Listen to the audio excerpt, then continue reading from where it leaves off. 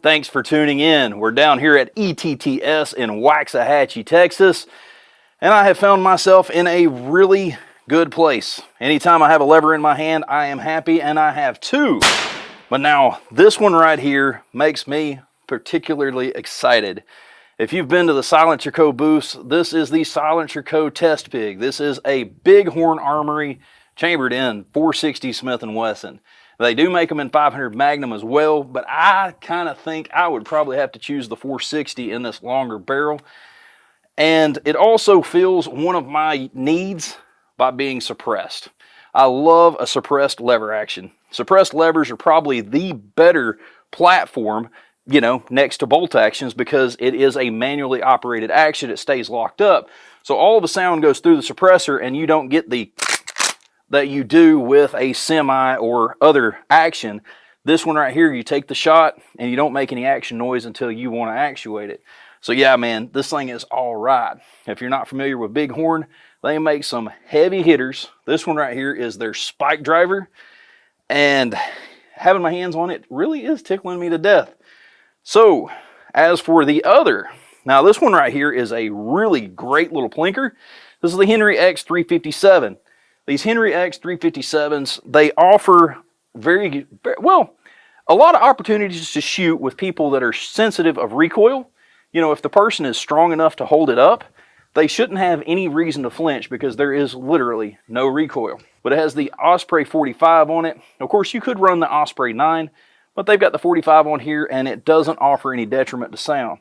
So let's go ahead and shut our mouths and get to shooting these things. All right, so now with this little Henry X357, we got some 38 special rounds, and you can just ditch those earplugs, man. To hear this in real life is to believe it. It's one of those deals where we wish we could convey what it actually sounds like through our electronic recording equipment. But these right here are just a pleasure to shoot. Just an incredible amount of fun. No recoil. If you have children, you know, if they're able to hold it, this is just perfect. He's got the Osprey 45 on the end of this.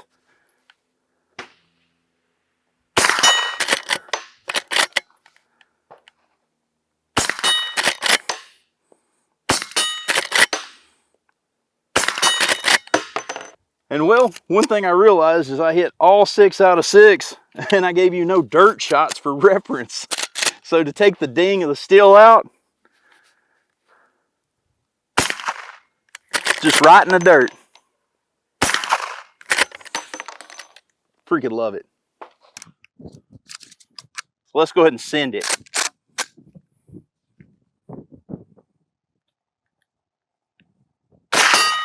Holy bum! She's dead on. Shoo-hoo! Oh, I missed that one. Dadgummit. Ah, it's too windy out here.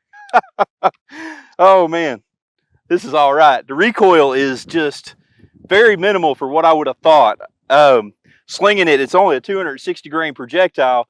The box says about 1600, but out of this barrel, I guarantee you we're probably at least a couple 100 feet higher. This is awesome. So first shots with this thing, basically, we've got a peep rear sight, and it's adjustable for elevation, of course. But what is really cool is this front sight. Even though the suppressor's on it, you can still see right over the top of it.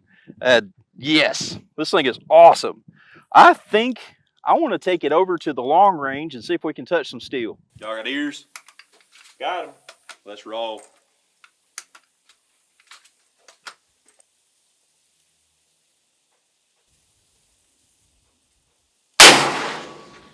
Oh, just right at his feet. Mm-hmm.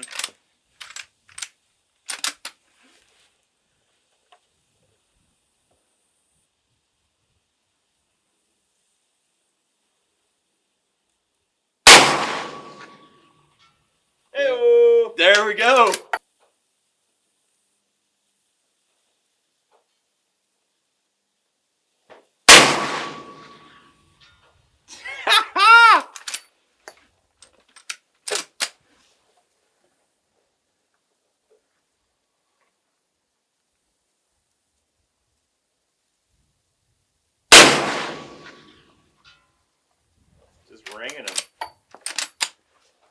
mic will pick it up. Yeah, that'd be great.